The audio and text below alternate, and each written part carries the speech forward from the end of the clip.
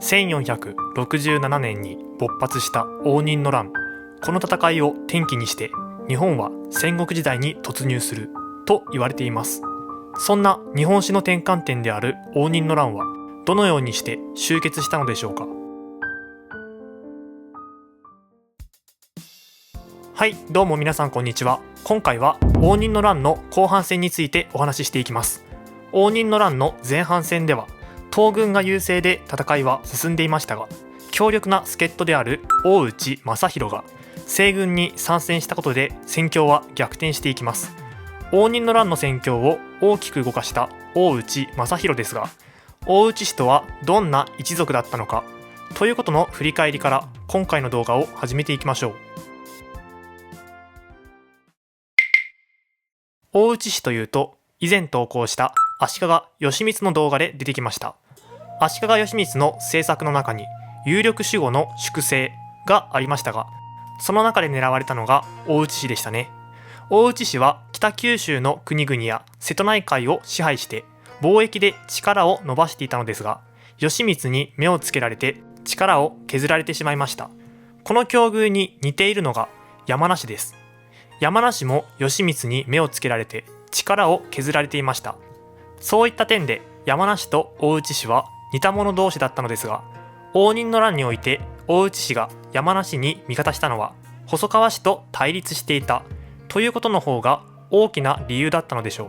細川氏の勢力圏は四国を中心としていましたので、瀬戸内海に接しています。つまり大内氏と細川氏は貿易の権益を取り合っていたのです。以前は大内氏の拠点だった堺もこの頃には細川氏の拠点にされてしまっており、そういった意味でも因縁の関係でした。こうして大内氏は西軍の山梨に味方するようになったのです。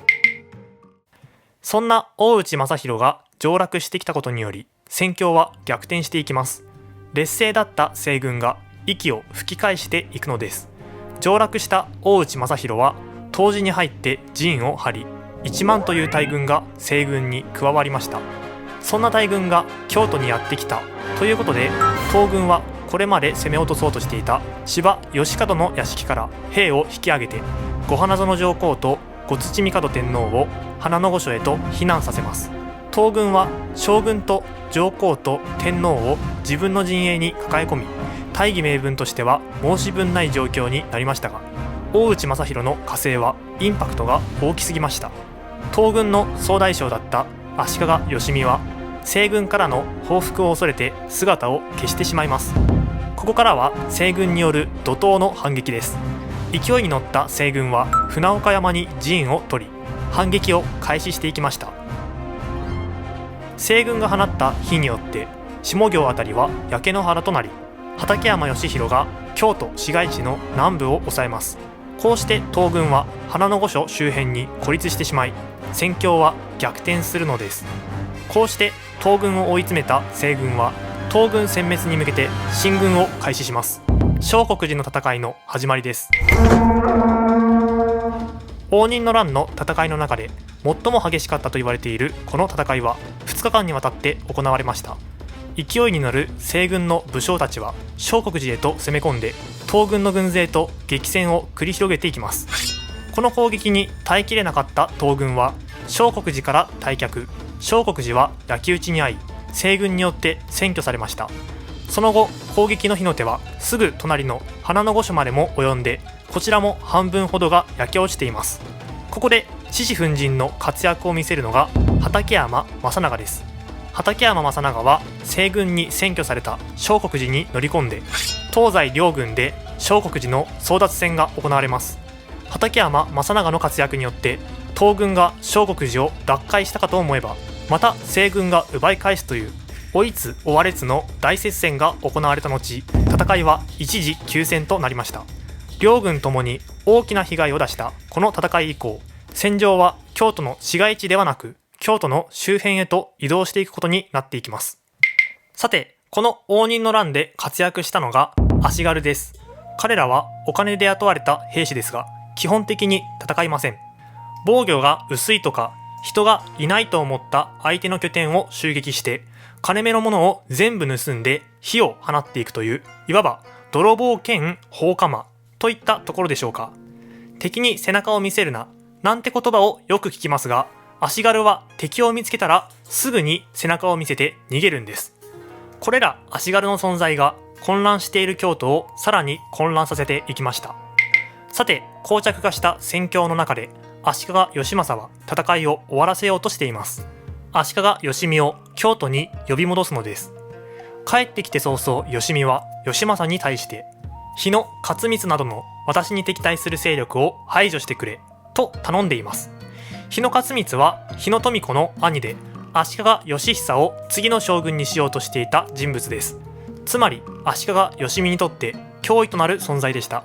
しかし足利義政の答えはそれはできないという答えだったので、義見は不満を募らせます。さらに義政は京都に帰ってきていた伊勢貞親を政務に復帰させたので、足利義見はさらに不満を募らせます。伊勢貞親も義弘派だった上に、文章の政変で足利義見を殺そうとした張本人でした。義見と仲良くなれるわけがなかったのです。こうしてせっかく京都に帰ってきた義見でしたが、幕府内部には義見の敵がはびこっている状況だったので、東軍にいられなくなってしまいます。足利義見は京都を後にして延暦寺へと逃亡。後に西軍に迎えられることになるのです。義見が西軍に下ったことにより義政は激怒。こうして義政と義見が対立し、応仁の乱は長期化していく一方でした。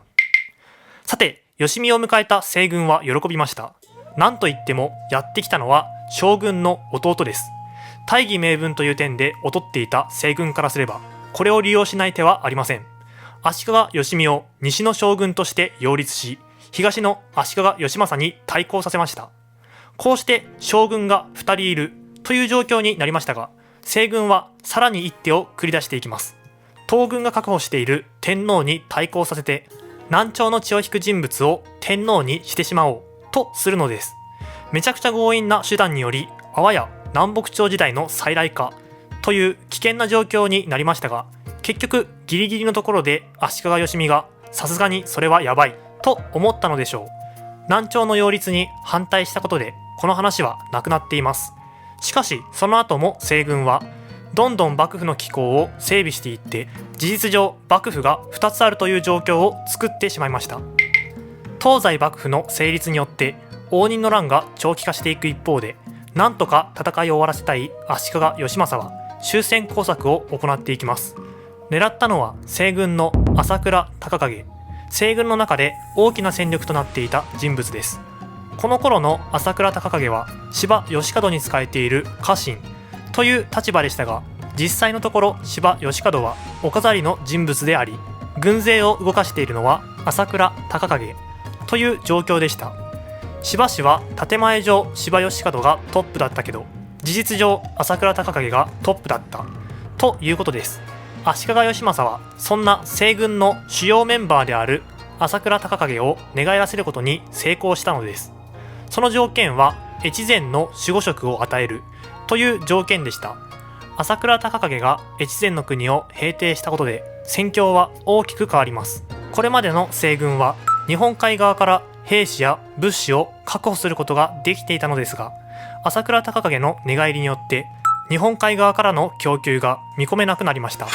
その後、京都南部にある大山崎も東軍の赤松正則が抑えたため、瀬戸内海からの補給路も断たれたことにより、東軍の優勢が決定的となるのです。この頃になると山名宗全も細川勝元も戦いをやめたいと思うようになっており、和睦の機運が高まっていきます。しかしそれに黙っていないのが戦争をすることで得をする人たちでした。すなわち畠山正長を徹底的に潰したい畠山義弘と、大軍を引き連れて上洛したのにまだ十分な功績を上げていない大内正弘、そして今戦争が終わったら山梨に守護国を奪われかねない赤松正則です。彼らは戦争を続けることで得をする状況だったので、和睦に反対していきます。反対派の存在により和睦は成立しませんでしたが、細川勝元は和睦を諦めていませんでした。細川勝元は隠居して家督を息子の宗明丸、後の細川正元に譲るのです。政本の母親は山名宗全の娘、つまり新しく細川氏の家督を継いだのは山名宗全の孫でした。山名宗全の血縁者に家督を譲ることで戦いをやめようという意思表示をしたのです。このメッセージを受け取った山名宗全も山名氏の家督を孫の正豊に譲ります。応仁の乱の中心だった2人は政治から身を引くことで戦乱を終わらせようとしたのです。